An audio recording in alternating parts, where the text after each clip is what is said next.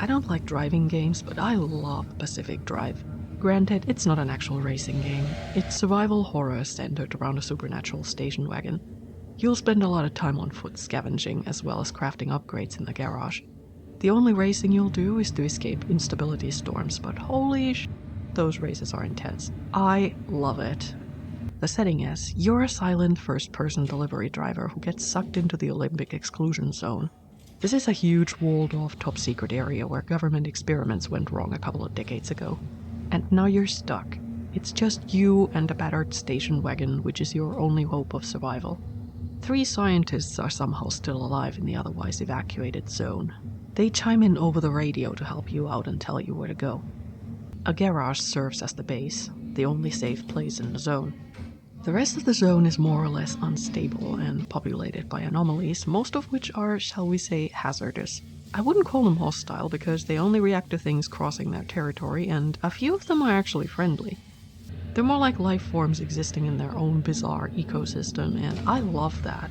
It kind of positively reminds me of Subnautica. This is not a shooter and you don't get any weapons, you just have to learn to navigate the maps with minimal damage to you and your vehicle. After the first shock, I really enjoyed the challenge. The zone is also subject to changing weather conditions, including fog, downpour, and hurricane-force winds. If these things occur at night, visibility becomes even more of an issue than it already is. Especially early in the game, I spent a lot of time blindly groping around in the dark. Of course, the car has headlights, but they drain the battery, and the only portable light source in early game are flares, which also drain quickly. So it's a balancing act to find your way through the pitch-black woods while dodging anomalies and constantly stopping to pick up something or repair the car. Like, on paper, Pacific Drive doesn't sound like fun. You're slow, you can't see much, your car keeps breaking down, and most maps are auto-generated. But I got instantly sucked into it. I found it very immersive and just hilariously funny. I laughed out loud just reading the item descriptions. The game doesn't take itself too seriously. The horror mostly stems from simple things like poor visibility, creepy sounds, and time limits, and it's very effective.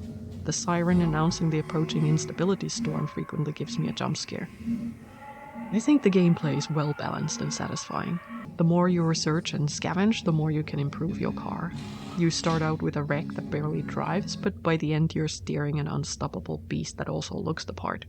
Make no mistake though, it's always going to be an old station wagon at heart. I love the ways you can pimp your ride. No one's riding in the back seat, so you might as well strap an extra fuel tank there. Or an extra battery. Or my personal favorite, jump jacks. Yes, my station wagon can leap like a frog. It's the best thing ever. I love it. You can put an ion shield on the roof to block radiation, or floodlights if you're sick of the darkness. Extra storage space can be strapped to the side of the car along with a wind turbine to power your battery. You can craft better tires, doors, engine, and so on. Each new addition makes the car look more and more like a post-apocalyptic monster. Which is fitting because you're supposed to go off-road with this thing. Most of the time I like to follow the roads, but almost everywhere you go, after a while an instability storm starts closing in, and you really want to beam back to base before it hits. But the way that works, you need to collect anchor energy to power up the flux capacitor, the arc device, and then open a gateway, which is frequently located in the middle of a meadow or a swamp. And once you open one, the storm's closing in fast and you have to floor it. And this part is probably what makes Pacific Drive so uniquely addictive, at least to me. Opening a gateway gives me a panic-induced surge of adrenaline every time. I've bounced down hillsides, driven into trees, completely effed up my car scrambling to reach that huge glowing pillar before the storm eats me alive. It is awesome. It's a very special kind of high to make it and roll into the safety of the garage with flat tires, broken headlights, and with pieces of the car missing. Then spend the next hour cozily sorting your items and fixing things up before driving out again. I sank more than 70 hours into my first playthrough, not because I needed 70 hours, but I just didn't want it to end. I was having so much fun with it, and the zone is full of trinkets to collect, like audio logs, ornaments for the car, and garage decorations.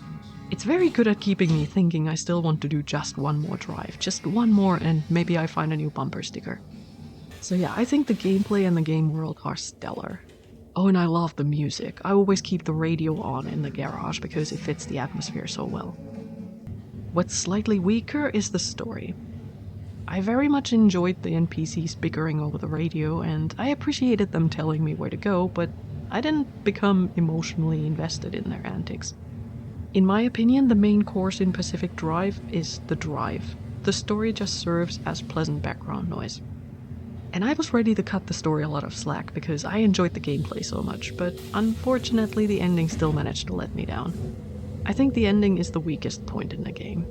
It's intended as a happy one, so that's good, I guess, but there was no proper explanation or resolution or anything.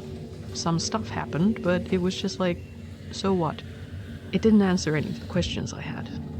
To be fair, not everything needs to be explained. The zone with its unstable reality is so incomprehensible, and the player character is just a regular outsider who got randomly tossed into it.